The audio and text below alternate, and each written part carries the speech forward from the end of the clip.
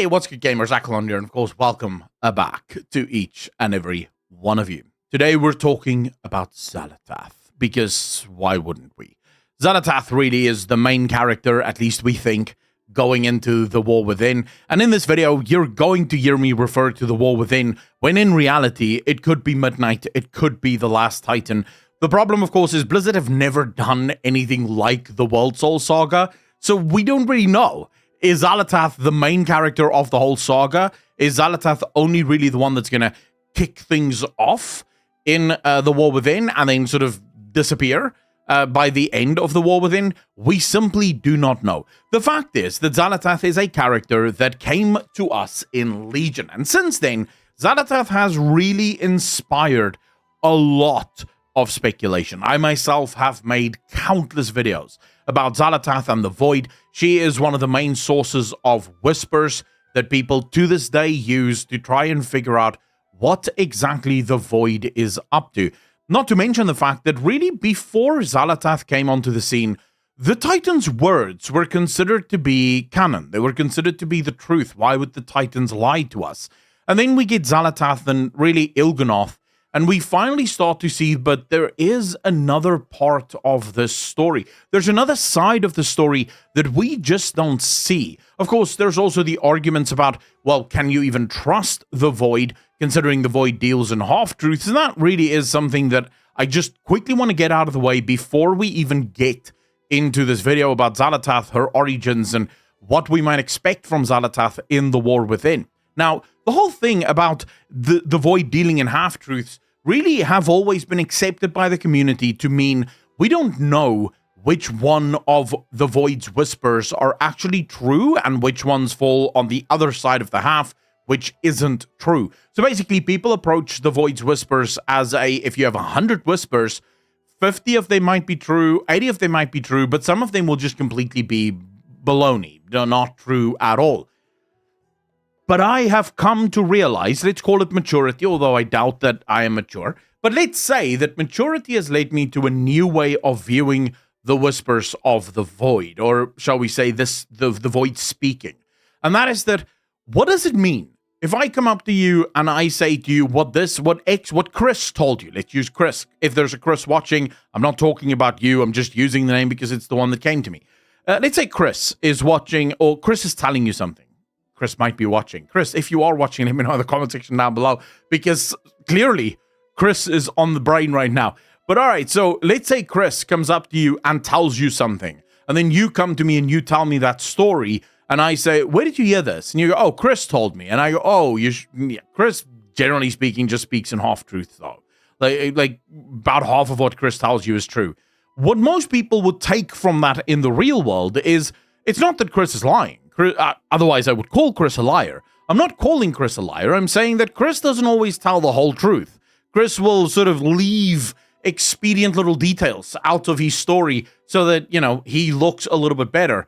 And that is what I have come to accept of the Void. Now, once you start reading the Void Whispers with that in mind, it becomes a lot scarier. Like, do yourself a favor. Go back and read some of Il'gynoth's Whispers, accepting that all of them are true, but that they just don't contain the whole truth.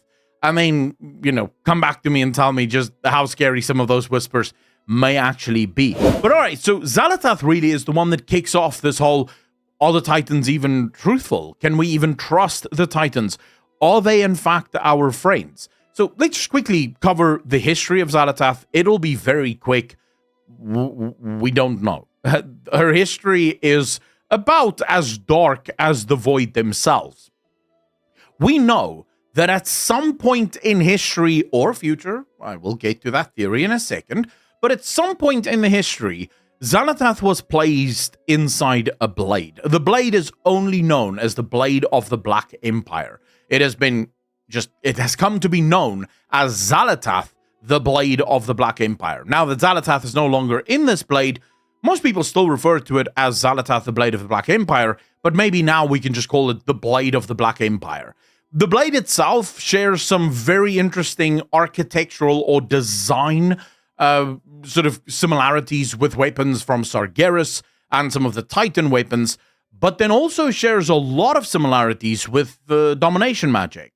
and specifically Frostmourne in terms of what the blade can do, capturing souls and locking those souls up for later use cases. So clearly this blade is of mixed origins, unless of course we go by theories that suggest that the Titans and the Eternal Ones are technically the same, but fundamentally Xal'atath is placed inside this blade.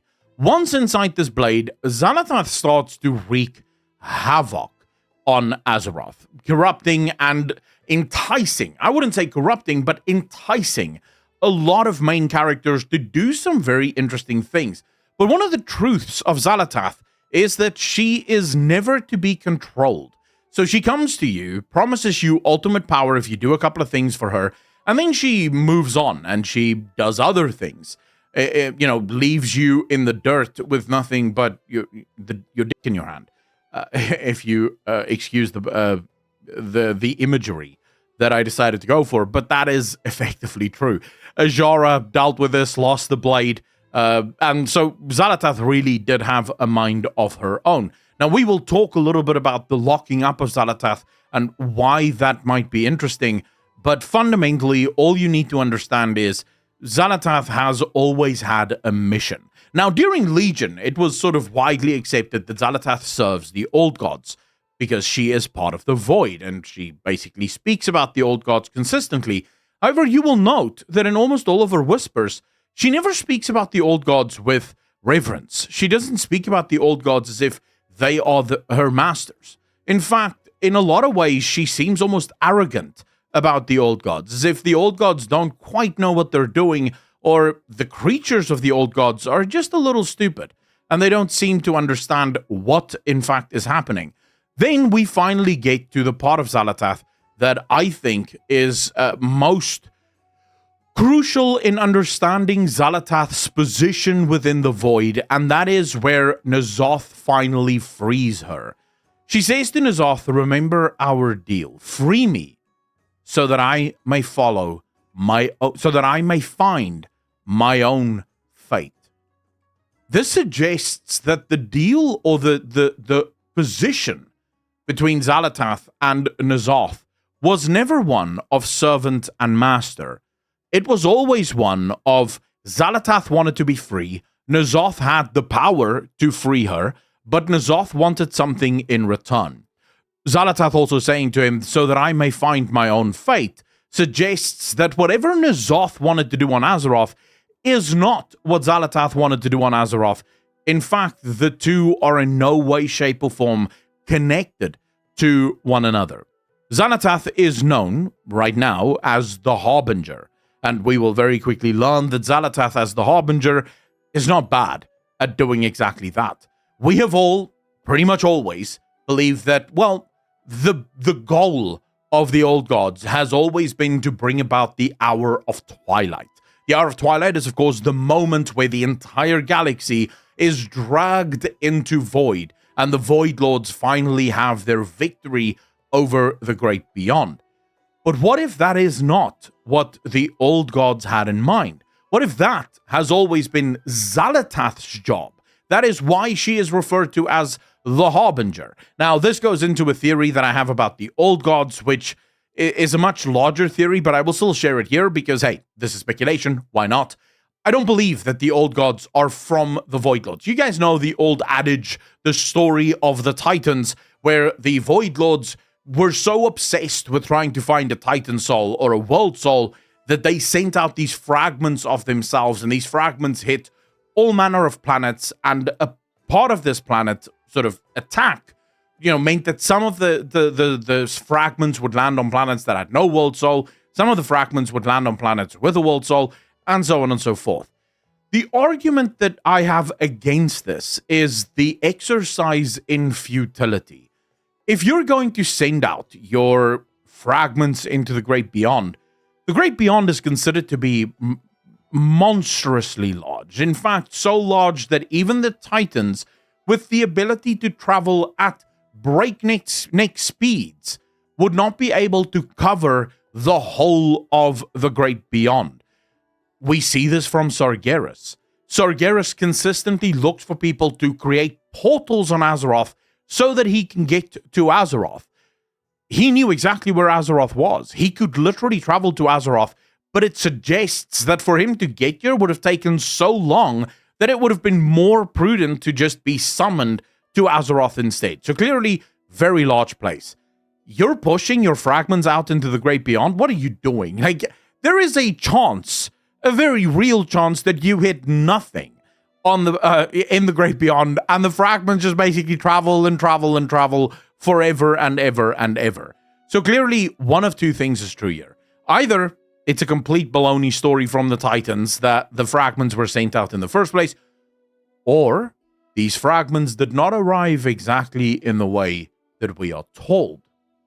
Now, this is where Baladar comes in, and while this video isn't about Baladar, the crystal, I believe, is far more related to the Void and how the Void arrived on Azeroth than what most people might believe. But I'm not getting into that. I already made a video on that. All you have to know is I think it was very much guided. The old gods, or the Void Lords, knew exactly what they were doing and why they were doing it. Xal'atath, on the other hand, oh, wait, I completely forgot to tell you what I think the old gods are. I believe the old gods are actually beings of decay. Now, I realize a lot of people are going to say, bro, decay doesn't work like that. I know people will say this because someone said this in a live stream recently. Decay doesn't work like that. Decay is just a natural order of things.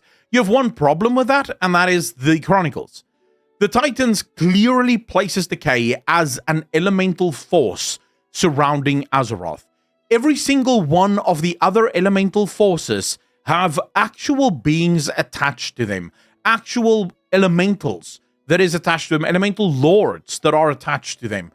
You might say, but what about spirit? Well, we know that Azeroth absorbed all of the spirit while during one of her growth spurts or whatever.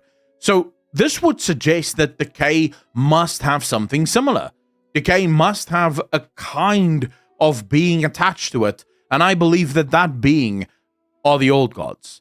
They were the original, shall we say, creations within decay. And because decay was the only elemental force that did not have an opposite, all of the other elemental forces are kept in check by their opposite faction.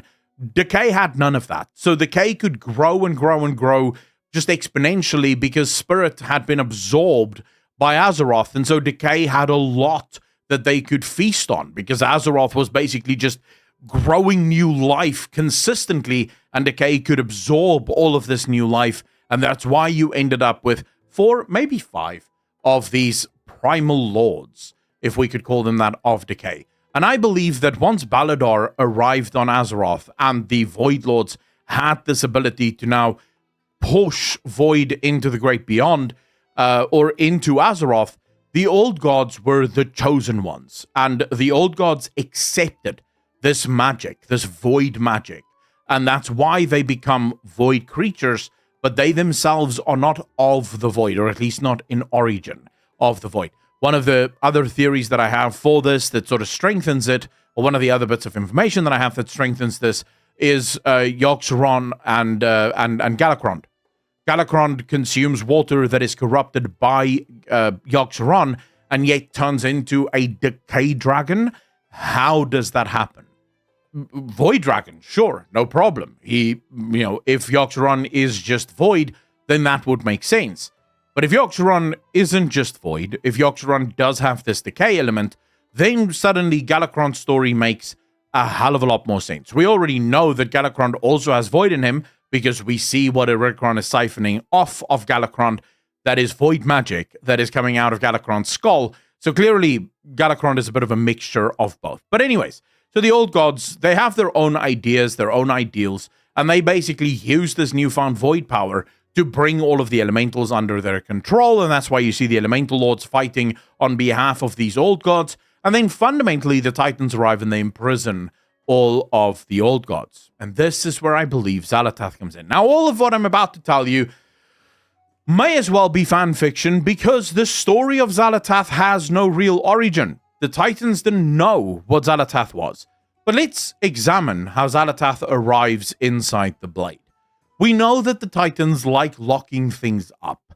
The prisons scale in complexity So you have, for example, Cthulhu, who is not in that strong of a prison. His prison is pretty strong, but not anywhere near as strong as Yogg-Saron's prison, for example. And then you have N'Zoth, that was in a prison kept under the ocean to make sure that he would, at no point, and before anyone goes, no, they just imprisoned him where he was, he left that prison immediately after he was freed. So clearly that is not where he was from the get-go.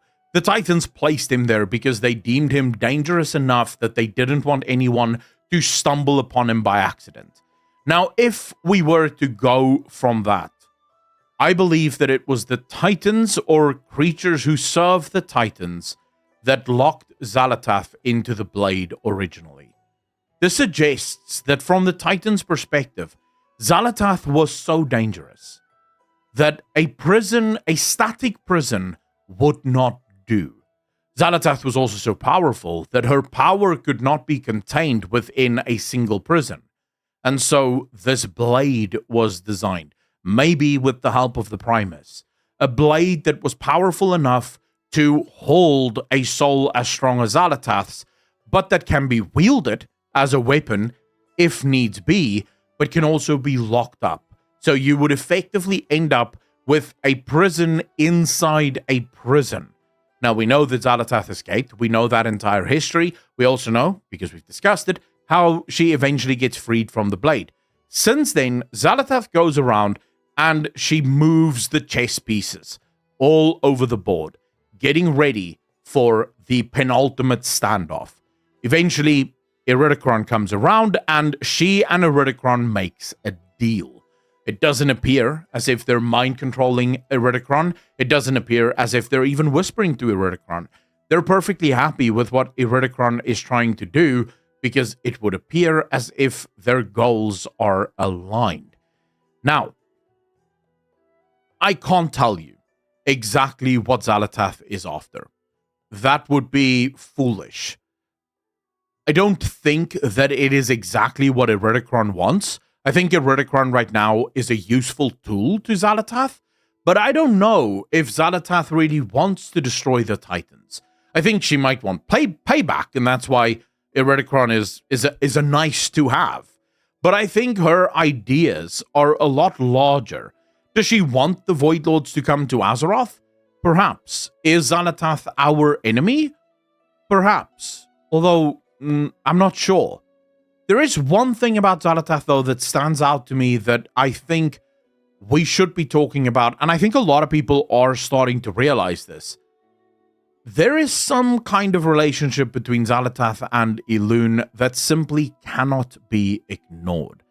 If you look at Xal'atath and you look at her entire motif, the themes around her, the moon plays a phenomenal part in that. Now, a lot of people will say, but bro, they're using the eclipsed moon, they're using the full moon to show the blocking of the light, and that would be perfectly fine, but why the moon? You see, Blizzard have always been very careful, whenever they use imagery in World of Warcraft, to not get their streams crossed. If they wanted to showcase Elune or Xal'atath in any sort of way, there are a multitude of ways that they could choose. The moon is an interesting one. In World of Warcraft, the moon very much signifies Elune. When you speak about the moon, there is not a player or maybe even a denizen alive on Azeroth that doesn't know that Elune is considered to be the moon. And here we have Xal'atath very clearly showcasing an entire theme built around it. We also know from Legion and even in Battle for Azeroth, Xal'atath didn't have much time for Elune. She felt that Elune was an upstart goddess, and you could tell from the few times she does speak about Elune, she doesn't have a lot of respect for Elune. Elune, on the upside, or on the flip side, also responds very heavily to the presence of Xal'atath. This to me suggests one of two theories, and either of these could be true. Theory number one is that Elune is a creature from the void, who, much like Sargeras and Zuvul, recognized the flaw in the initial design. It's important that I mention this. When you look at Sargeras and you look at Zuvul, they seem to be two creatures who woke up to a reality that was not meant to be. Sargeras on the one side is said by the Titans to have learnt about the Void Lords and wanted to do everything in his power to stop the Void Lords from ever returning. I have a problem with this theory, considering based on how Sargeras does things and how he goes about doing things, there are many other ways that he could do this, and yet he doesn't go around destroying every planet he gets to. He doesn't even look as if he necessarily wants to destroy Azeroth. He appears to observe Azeroth, rather. If he just wanted to destroy her, he could cleave her in half, and that would have been the end of the game. Instead, he's observing. He only stabs her once they're trying to pull him away from the planet. Zuvul, on the other hand, is trying to dominate the universe against a penultimate foe. Whoever that foe may be, you might say, well, that's clearly the Void. But what if Elune is the same as Zuvul and Sargeras? Woke up to a reality. The reality is that all of these cosmic forces are fighting each other for control of the great beyond. And Elune is the one that woke up and said, well, that won't happen. It's interesting and important to mention, the Night Warrior. The very vengeance of Elune is called the Night Warrior. Elune's entire motif is of a moon blocking out the sun. It is the twilight of it all. That's Elune's entire sort of aesthetic on Azeroth. It sort of relates to that of the Void. Now, many will immediately go, but Aklon, what about the Winter Queen? The Winter Queen says that Elune is her sister. Yeah, why is that wrong? It is possible that the beings of the Void and the beings of Order and the beings of Death are siblings. They come from the same place. It is also possible that the Winter Queen didn't exactly know the origins of Elune. Elune was simply there at their creation. And so they just assumed that Elune was in fact their sister. Perhaps Elune went to the realms of death first, thinking that that is where the problem can be solved, only to realize, no, if I'm going to solve the problem of the cosmos, I need to get to reality. I need to get to Azeroth, because that is the anchor of the problem. I already shared theories with you about how the Titan seems to have enslaved Azeroth. I'm talking about the planet, not the soul, not the planet itself, but have enslaved the planet.